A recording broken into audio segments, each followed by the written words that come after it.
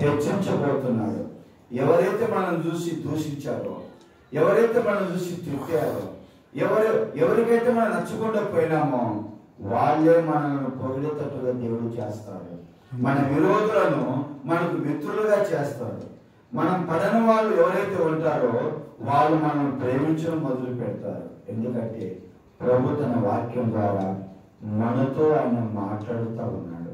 నీ ద్వారా అనేకులు రక్షింపబడాలని, నీ ద్వారా అనేకులు బాప్తిసం తీసుకోవాలని, నీ ద్వారా అనేకులు మందిరానికి రావాలని, నీ ద్వారా అనేకులు యేసు ప్రభువును గుర్తెరగాలని ప్రభు నిన్ను లేవనెత్తబోతున్నాడు. నీ కుటుంబంలో ఉన్న కొరతలను నా దేవుడు తీర్చబోతున్నాడు. నా దేవుడు ఎలా చేయబోతున్నాడంటే నలుగురిలో నిన్ను ఘనముగా చేయబోతున్నాడు, నలుగురిలో నిన్ను గొప్ప చేయబోతున్నాడు. నా ప్రభు నీ జీవితాన్ని రుచికరముగా చేయబోతున్నాడు. నా దేవుడు నీ జీవితాన్ని ఆశ్చర్యపడేటట్టుగా చేయబోతున్నాడు. యేసయ్య ద్వారా మేలు పొందుకున్న వాళ్ళు ఎంతో మంది ఉన్నారు. అది ఉన్న వాళ్ళలో నువ్వు కూడా ఒకనిగా, నీ కుటుంబం కూడా ఒక కుటుంబముగా ఆయన మార్చబోతున్నాడు, ఆయన చేయబోతున్నాడు.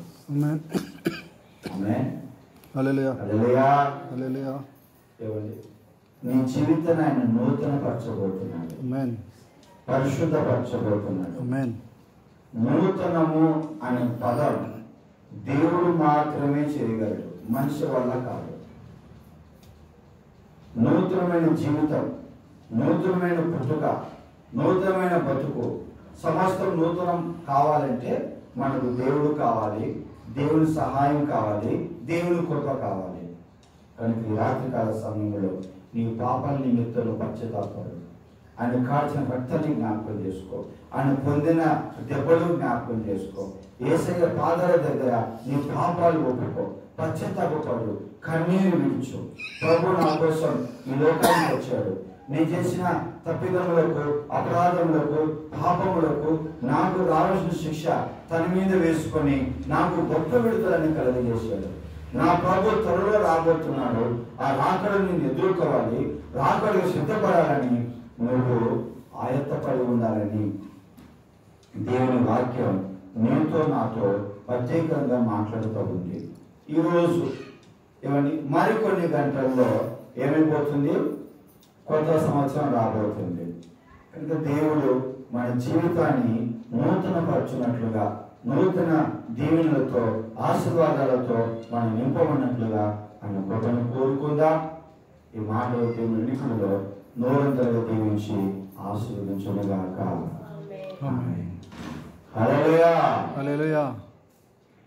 మహోన్నతుడా నీ కృపలో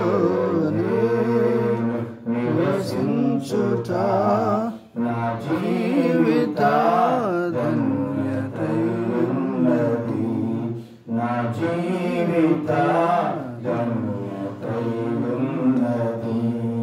మహోన్నతుడా, మహోన్నతుడా, మహోన్నతుడా, మహోన్నతుడా నీ కృపలో నేను నివసించుట నా జీవిత ధన్యతయున్నది.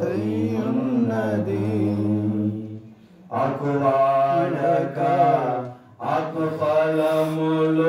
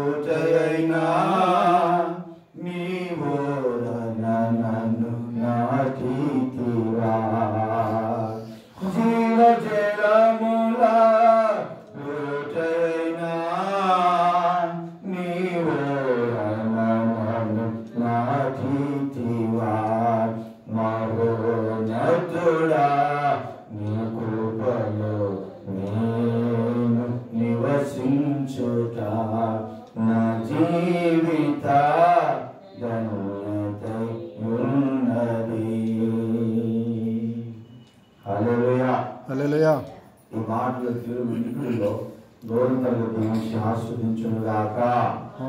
మన కన్నీరు నాట్యంగా చేయను గాక. మన ప్రార్థనకు జవాబు దేశను గాక. ప్రభు మనల్ని దర్శించును గాక.